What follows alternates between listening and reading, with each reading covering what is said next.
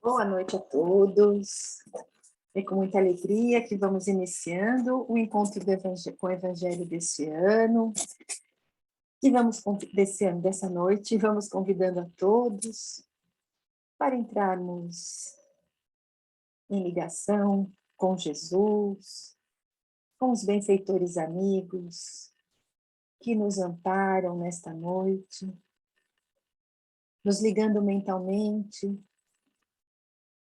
ao nosso querido Self, a espiritualidade amiga, que comanda esse trabalho com muito amor. Vamos sentindo o carinho desses mensageiros de Jesus, chegando em nossos lares, envolvendo a cada um de nós, em vibrações de amor, de alegria, de saúde, de paz.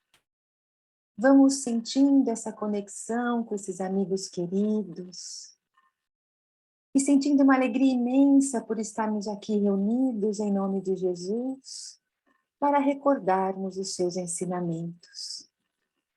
Jesus querido, esteja conosco nesta noite, iluminando a cada um de nós, para que possamos compreender com muita lucidez esses ensinamentos, que possamos assimilar a sua mensagem, Jesus, e assim nos fortalecermos para trilharmos a nossa vida com alegria, com fé, com essa confiança no amparo divino e sabendo que nós temos toda a capacidade de realizarmos tudo aquilo que o Pai espera de nós.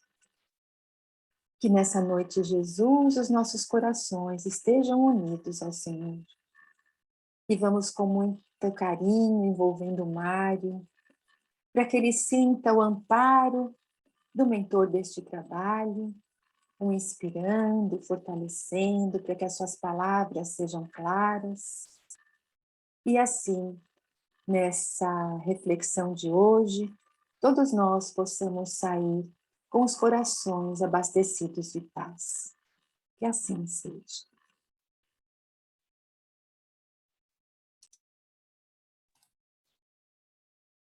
Boa noite a todos.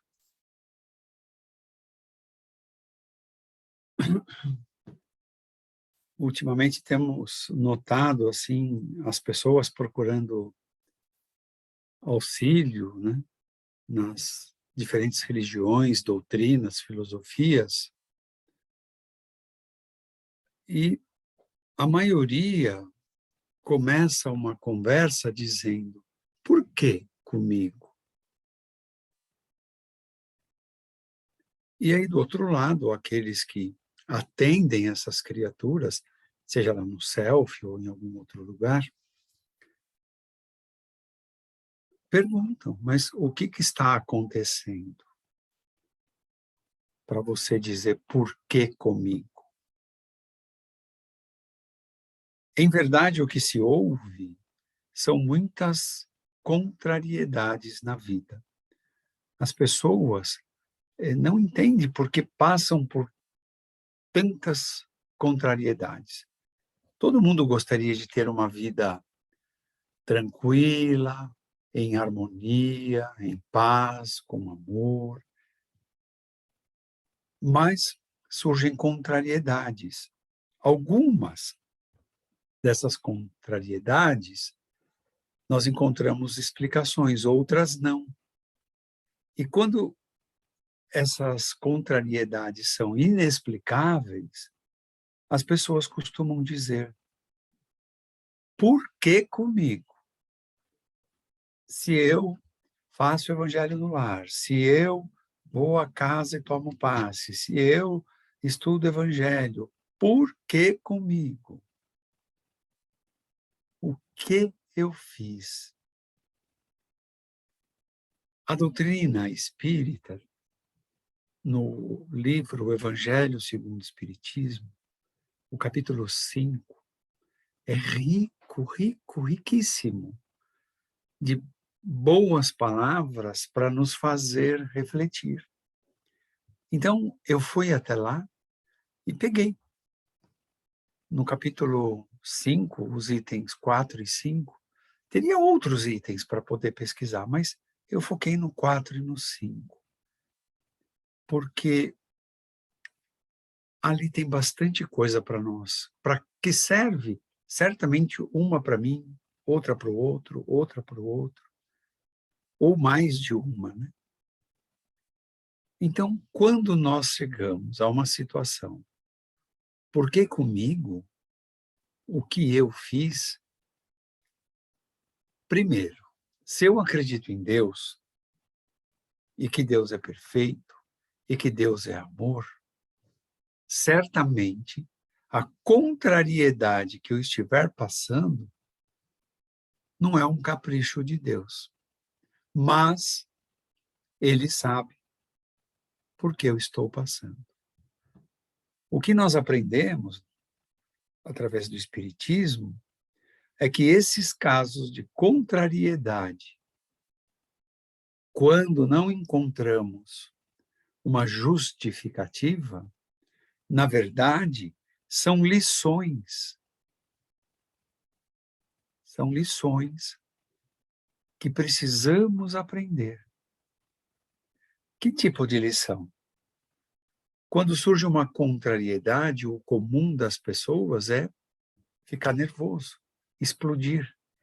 Então, a lição é o contrário. Preciso ter paciência. Olhar de frente à situação contrária com paciência. Ainda que seja difícil manter a paciência, eu posso orar. Porque a oração vai me elevar e eu vou ficar mais calmo. Ainda que eu não consiga manter a paciência, que eu não consiga concentração para orar, eu posso pegar o Evangelho de Jesus e ali encontrar alguma mensagem, alguma palavra para me acalmar, para me fortalecer, para que eu possa resolver essa contrariedade que surge. Porque nada acontece conosco por acaso. O acaso, em verdade, não existe. Eu nunca vi alguém falar que tem 3 quilos de acaso ou 2 litros de acaso. Acaso não existe. Se a situação está diante de nós e não sabemos a razão, é porque tem uma lição. E essa lição só diz respeito a nós aprendermos. A forma de aprender essa lição é orar, é buscar o Evangelho de Jesus, é buscar força, coragem, enfrentar para poder aprender.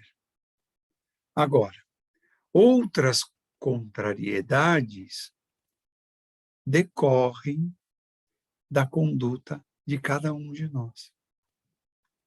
O que quer dizer isso? Quer dizer que se eu estou passando uma situação contrária àquilo que eu quero, que eu gosto, e se eu fizer uma reflexão íntima, muito pessoal, certamente eu vou encontrar a causa que gerou essa contrariedade. Então, o Espiritismo nos orienta, nos ensina a fazer a reflexão diante de uma contrariedade. Será que fui eu que provoquei isso para mim mesmo? Se não fui eu, tem uma lição escondida que eu preciso aprender. Mas se fui eu preciso olhar para mim. Porque a causa de uma contrariedade, quando surge para nós, ela pode vir do desleixo com que eu trato a vida. Pessoas que vivem por viver, descompromissadas, não têm compromisso com nada, nem consigo mesma, nem com a família, nem com o trabalho, nem com escola, com nada. Então, o desleixo me faz andar à margem da vida, à margem da situação. O que pode provocar contrariedade também pode ser a imprevidência que eu tenho com a vida. Então, eu sei que atravessar uma avenida muito movimentada, fora da faixa de segurança e sem o farol fechado para os automóveis, eu posso correr risco de sofrer um acidente. Se eu fizer isso, se eu atravessar em meio ao fluxo de carros, eu sou imprevidente. E ser imprevidente é provocar alguma contrariedade. O acidente, por exemplo. A contrariedade também pode chegar até nós fruto de algum ato nosso repleto de orgulho. Às vezes, somos orgulhosos e não aceitamos ajuda. Não aceitamos uma conversa amiga. Não aceitamos a mão de alguém que possa nos ajudar. Então, se eu tenho orgulho, a tendência é eu provocar contrariedade para mim. Outra causa que gera contrariedade é a ambição desmedida. A ambição, o Espiritismo apoia, porque a ambição te faz estudar, te faz trabalhar, te faz querer progredir, desde que essa ambição esteja fundamentada na ética e na moral. A ambição desmedida faz de você uma pessoa que quer cada vez mais, que não tem fim, quer, e não olha à sua volta. Não olha aquele que está com os pés no chão, ou aquele que mal tem roupa para vestir, que não suporta o frio, ou aquele que tem fome, ou que não tem teto. Então, a ambição desmedida vai provocar contrariedade para mim. Esses descuidos que eu citei, em verdade, eles são caminhos que nós vamos percorrendo sem nos dar conta. Na maioria das vezes, não percebemos que estamos num caminho que só gera contrariedade, que só gera infelicidade. Outras vezes, se aproximam de nós, familiares, amigos, que se esforçam, que abrem os seus corações para mostrar o caminho que nós estamos. E muitas vezes nós reclamamos. Quem é você para dizer o que eu tenho que fazer? Quem você pensa que é para me dar lição de moral? E, na verdade, esse que se aproxima de nós, ele só está enxergando um campo maior e nós o nosso campo pequeno que está corroendo a nossa existência, a nossa vida, esta encarnação. Então, o orgulho fala de novo. E os amigos e os familiares começam a se preocupar menos, começam a falar menos para nós. Mas, apesar de não perceber o que se faz, apesar de não aceitar a ajuda que chega, apesar de não dar atenção a essas orientações que nos chegam, fruto do nosso orgulho, continuamos no mesmo caminho. Sem perceber, estamos numa estrada que é repleta de dor e de sofrimento. E cada vez mais a dor e o sofrimento vão nos cercando porque nós estamos buscando isso. Como não percebemos? Porque achamos que estamos fazendo o melhor para nós. Mas será? Será que eu faço o melhor para mim, negligenciando a minha vida, os meus compromissos, as minhas responsabilidades? Será? Será que os ditos prazeres que a Terra oferece realmente são prazeres? Ou são ilusões na matéria? Porque no plano espiritual, que todos nós iremos um dia, que demore muito para chegar, mas iremos, não tem. Lá nós vamos nos defrontar com a realidade do pós-morte. E nos dias de hoje, nós vemos a humanidade numa total falta de limite nos seus desejos. Tem e quer mais. Obtém o que quer mais e quer outro mais. Volto a dizer, o Espiritismo não é contra ninguém progredir na vida, desde que com ética e com moral. Cada vez que você prospera, pense que há pessoas que não conseguem sequer estudar, precisam trabalhar desde muito cedo para ajudar no sustento da família que faz parte. Então, essa predominância dos dias de hoje, da falta de limite nas coisas, tem sido o grande flagelo da humanidade.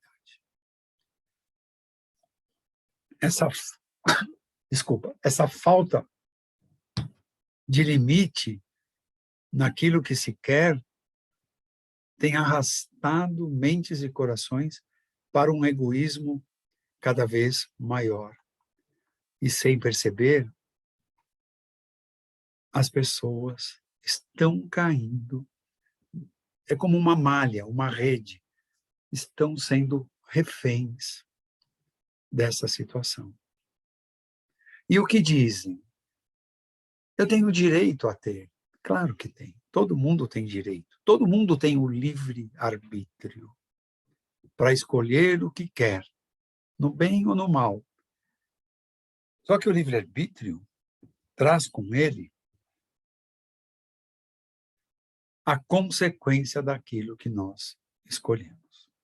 Então, eu tenho o direito de escolher. Deus deu isso para todos nós. Mas se eu escolher isso, qual consequência terei? Se eu escolher aquilo, qual consequência terei? Isso nós precisamos refletir. Por quê? A pretexto de dizer que esta vida é muito curta, as pessoas vão cada vez mais ficando enroladas nessa rede que só arrasta para a dor e para o sofrimento. As pessoas acabam ficando refém dessa desordem, dessa falta de visão da vida eterna. Porque o corpo ficará, mas a alma seguirá. Sem o corpo, sem as conquistas, sem os títulos, sem as posses, sem os bens. E você vai fazer o quê?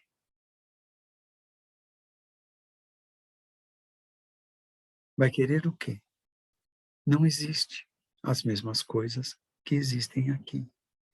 Por isso Jesus disse que larga é a porta da perdição, a dele é a porta estreita, é a porta do ajuda-te, que o céu te ajudará.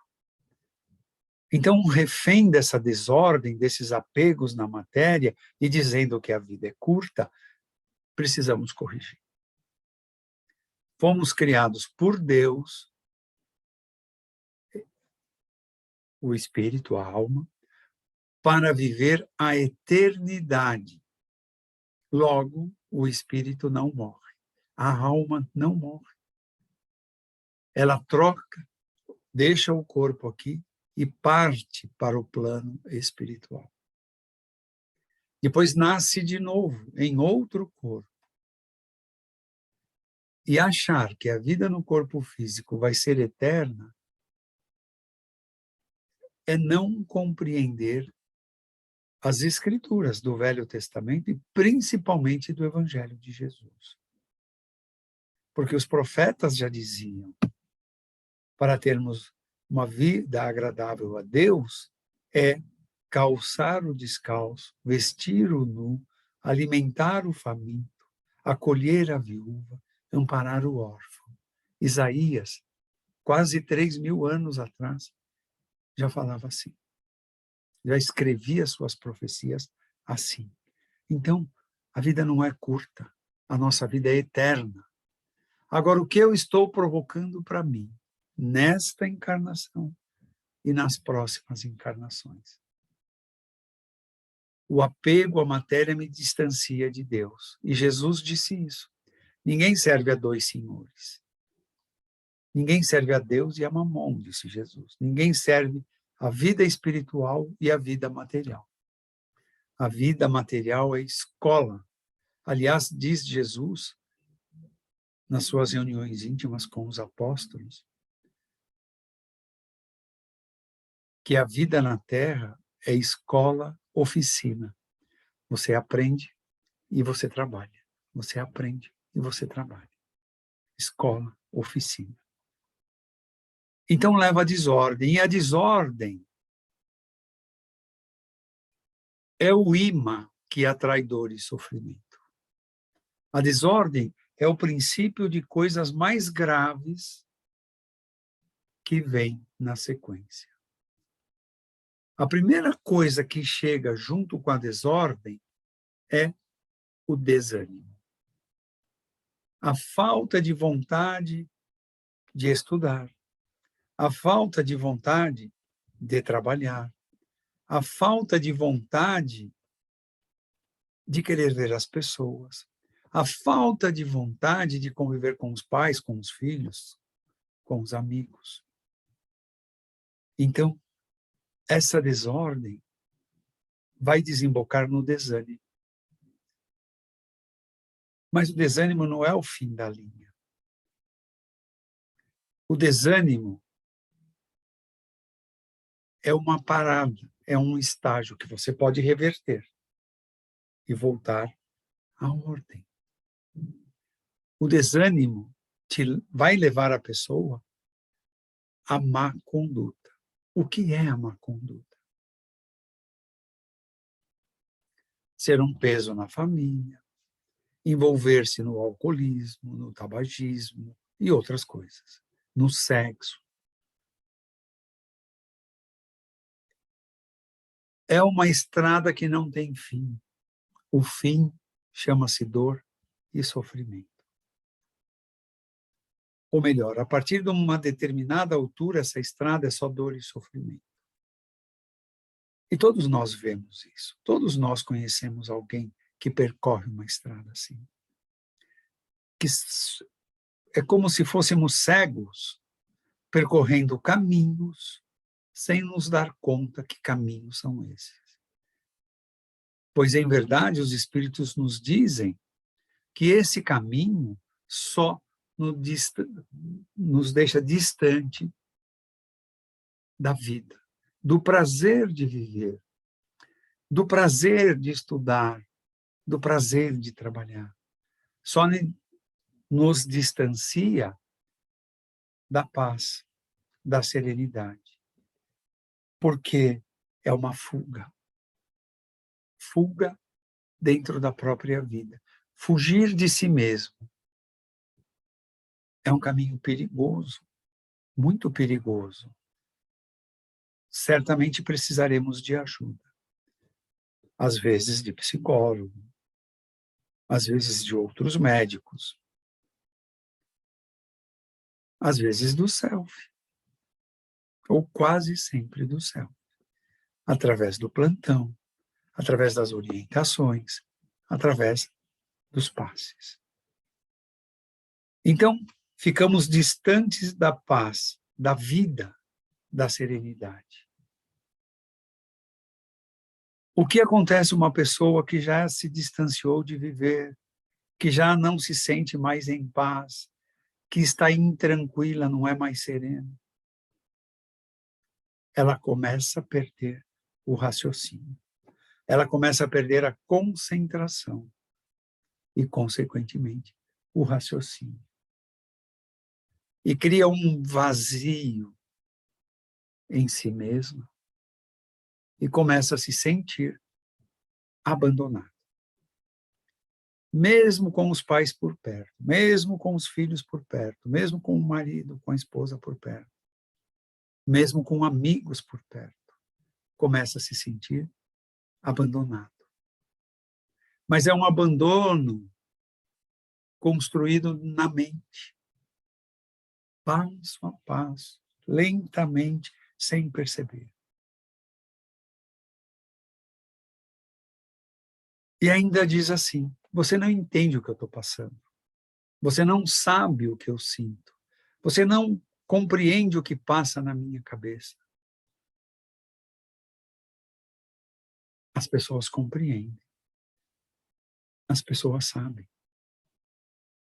Mas às vezes não encontram a palavra certa.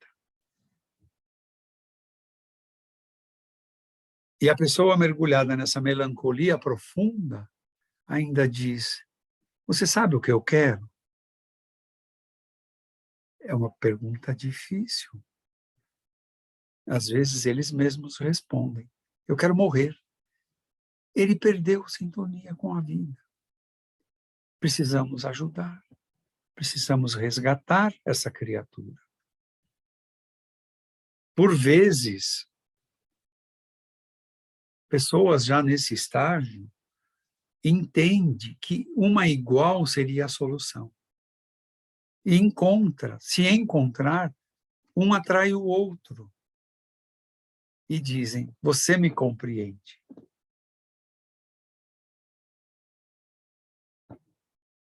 E resolvem unir-se, casar, viver juntos. Porque você me fará feliz, um diz para o outro. É um engano muito grande. A única pessoa que pode fazer feliz é a própria pessoa. O outro pode ser companheiro, companheira, nas ideias, no pensamento, na construção de vida, o que é uma bênção para quem consegue isso. Mas achar que o outro vai fazer feliz, não vai. O outro é o outro, tem seus gostos, suas preferências, seu jeito, que depois da união, vão passar do tempo, um começa a mostrar quem é e o outro também. E aí nós vamos vendo que aquilo que era a perfeição carrega também algumas imperfeições. Então essas uniões que são feitas por fuga, ou por vaidade, ou por interesse de ser feliz, ou às vezes até por carência, dado a situação que acha que é carente, porque está perdido, não é uma construção, não é uma união, melhor, construída com amor. Quando é construída com amor, ao longo do tempo já começa a surgir uma situação, outra situação, que nos leva, às vezes, a conflitos, às vezes, a debates mais acalorados. Quando ela não é construída com base no amor, mais cedo esses conflitos surgem e menos base se tem para superar. Então, com amor, inicia-se com respeito. Os laços vão se fortalecendo. E quando surge contrariedades no casal, há uma aceitação de um para com o outro dado que construíram com amor, com responsabilidade, com seriedade. Mas quando não é construída com amor, um dia a infelicidade bate à porta. E nenhum dos dois construiu laços fortes para poder suportar uma discussão sequer. E aí eu mergulho na infelicidade. Aí é nova situação que surge e nos coloca mais triste. E esse é um caminho certo para a depressão. Esse é um caminho inevitável que vai desembocar na depressão. Ora, Jesus deixou tantos ensinos, tantas palavras de esperança, de alegria, de vontade de viver.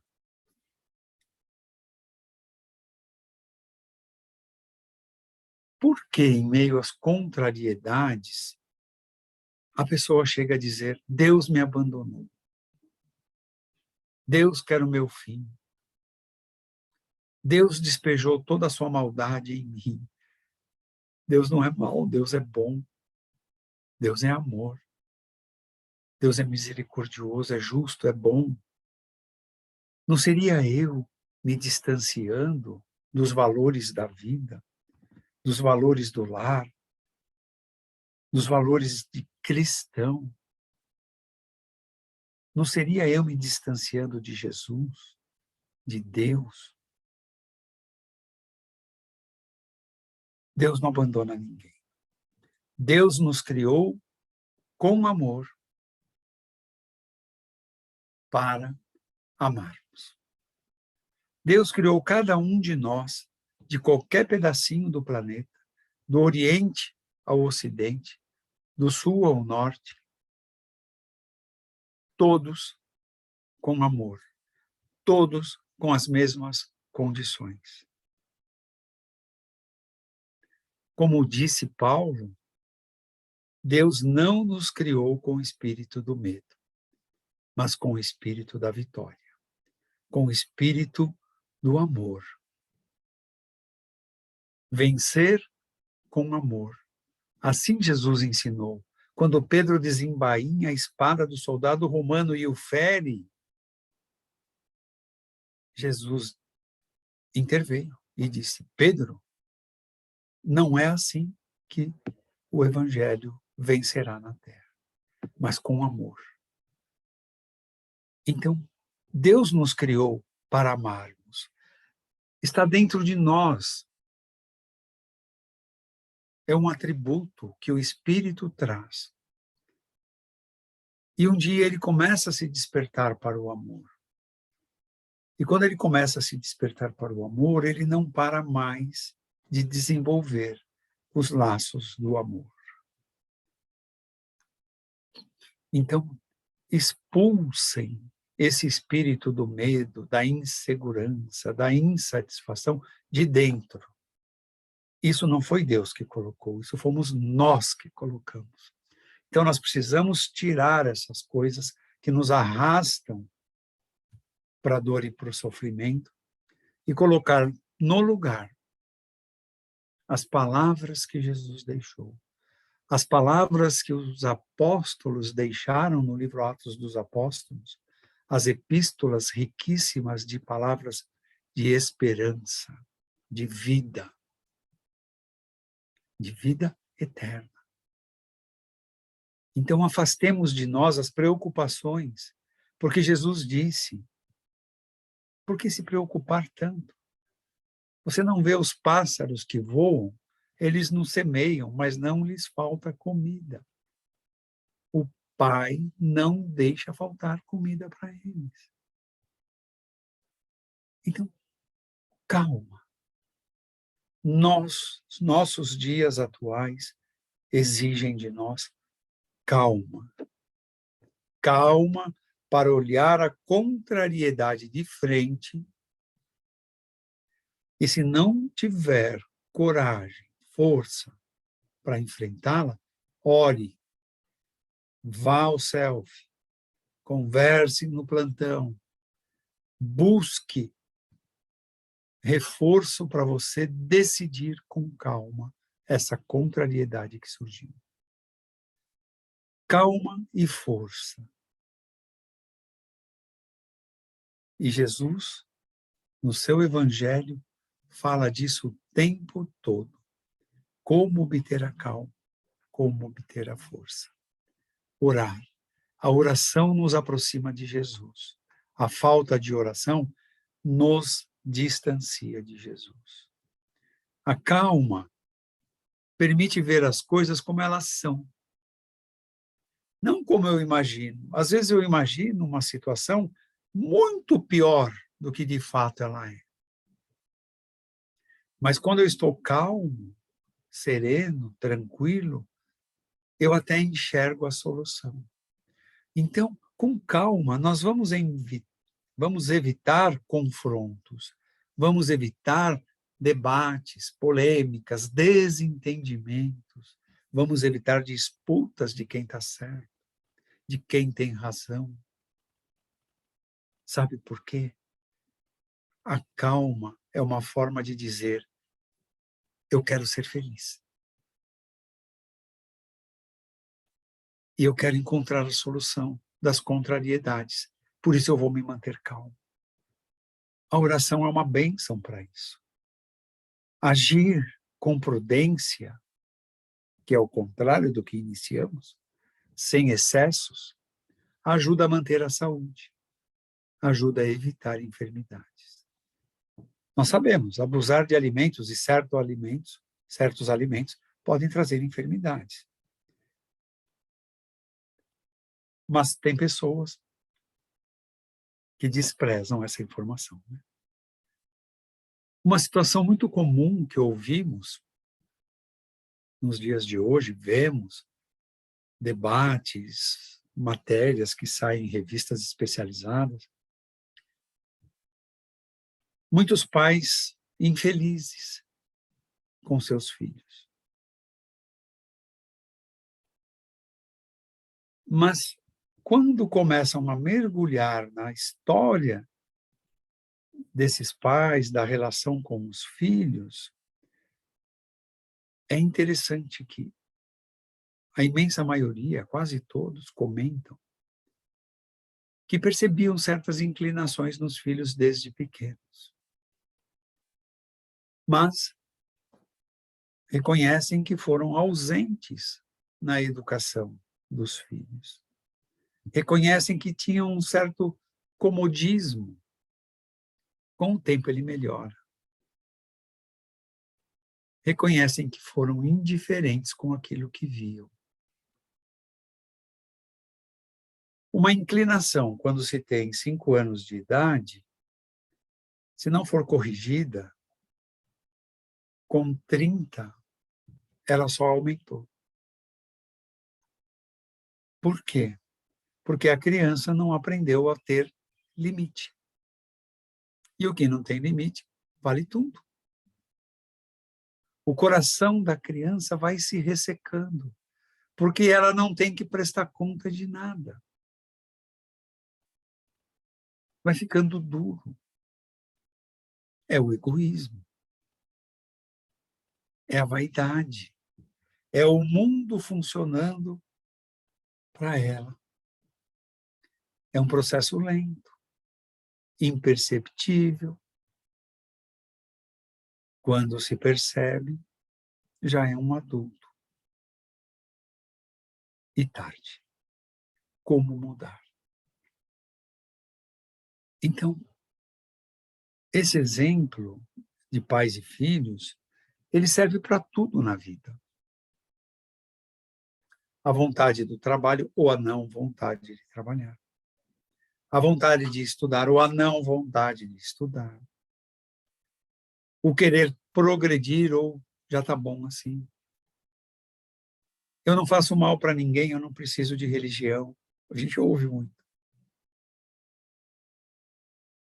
Não fazer o mal para ninguém é uma grande coisa, mas não fazer o bem para você é um mal que você faz para você. Então, o que é o mal? A ausência do bem. Se você não está fazendo bem, nem para você, você está fazendo mal. Está perdendo a vida. E a colheita vem. O que vemos? Pais colhendo desrespeito, ingratidão.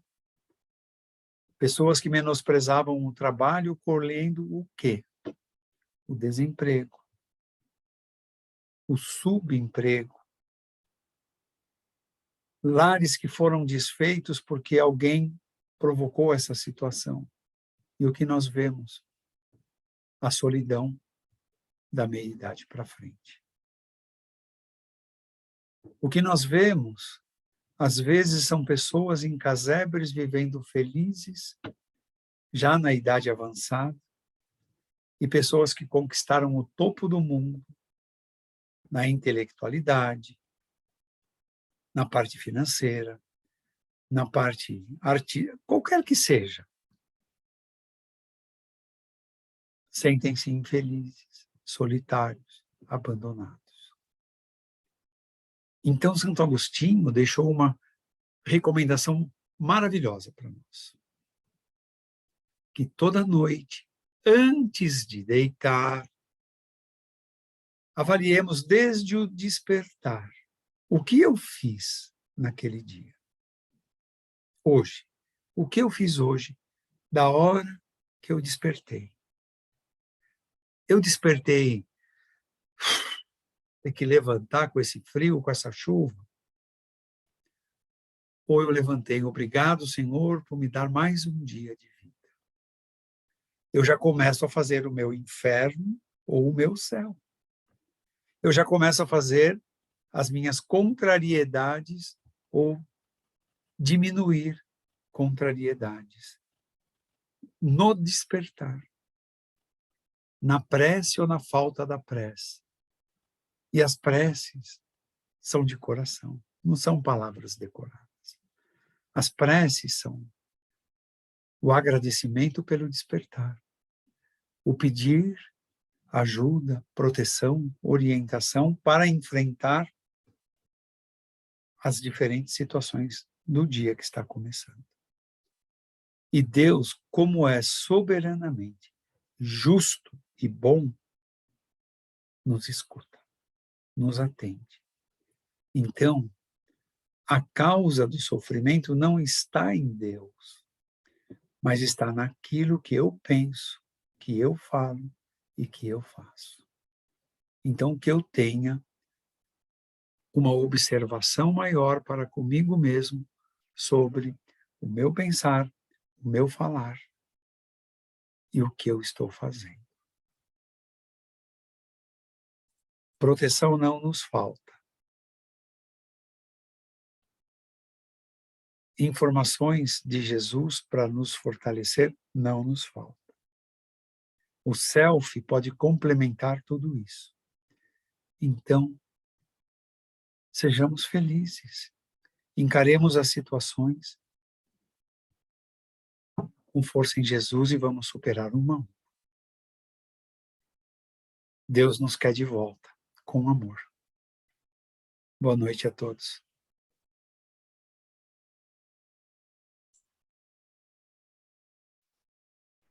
Então vamos assim, não é? Com essa certeza de que somos esses filhos muito amados e de que temos tantas oportunidades para nos reajustarmos, nos equilibrarmos.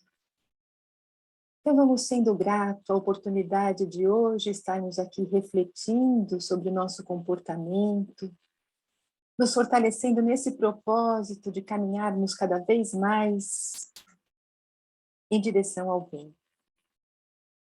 E vamos fazendo bem nessa noite com o nosso pensamento, com o nosso sentimento, e vibrando, então, muito amor ao nosso planeta, para que toda a humanidade possa ser tocada pelo amor de Jesus e despertar para os seus ensinamentos.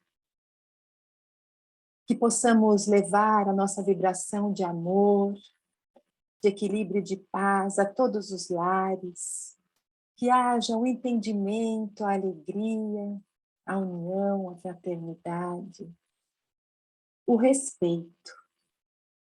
Que a família, Senhor, possa, em todos os corações, ser essa célula mestra, essa importância fundamental na nossa vida. Vamos vibrando saúde aos doentes, que todos eles recebam um lenitivo para suas dores, mas também sejam envoltos em bom ânimo, em coragem, em força, para passarem por esse aprendizado.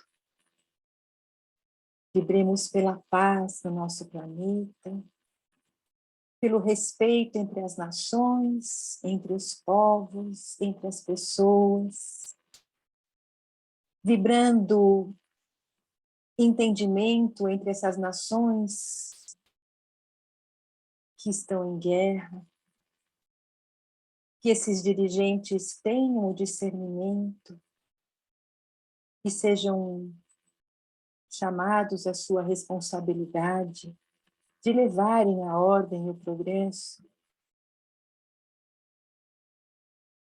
Vamos vibrar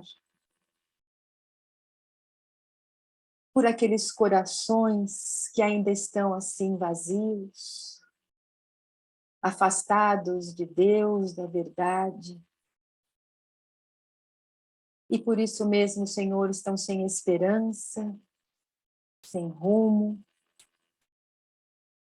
vibrando muita luz para que essas pessoas possam despertar, que elas aceitem a ajuda e encontrem assim a alegria, que possam ter o bom ânimo, a esperança em seus corações. Vibrar pelos espíritos que estão reencarnando, para que consigam ser felizes nas suas tarefas, para que possam ser orientados a fim de cumprirem com a sua trajetória. E aqueles que estão retornando à pátria espiritual, a nossa vibração de carinho, de aceitação, o nosso desejo de que eles estejam sendo acolhidos pelas equipes espirituais e que possam assim, Senhor, se reintegrar no retorno à pátria e continuarem com bom ânimo, com alegria e força a sua caminhada. Vibrando coragem e fé àqueles que continuam aqui na Terra, especialmente aqueles corações, Senhor, que acreditam terem perdido seus entes queridos. Que eles possam ter o consolo da fé em seus corações, sabendo que as separações são só físicas e momentâneas. Vibrar Jesus pelos trabalhadores do bem que se fortaleçam no trabalho, de levar o bom ânimo, a boa palavra, o alimento, a educação aos necessitados. Te pedimos, Jesus, permissão para vibrarmos por nós mesmos, por nossos familiares, por nossos casos particulares. E te pedindo que possamos permanecer envoltos, Jesus, nessas vibrações de amor que estamos recebendo nesse instante. Até uma próxima oportunidade. E em nome de Deus, de Jesus, dos benfeitores que nos assistem, encerramos o encontro com o Evangelho desta noite. Que assim seja.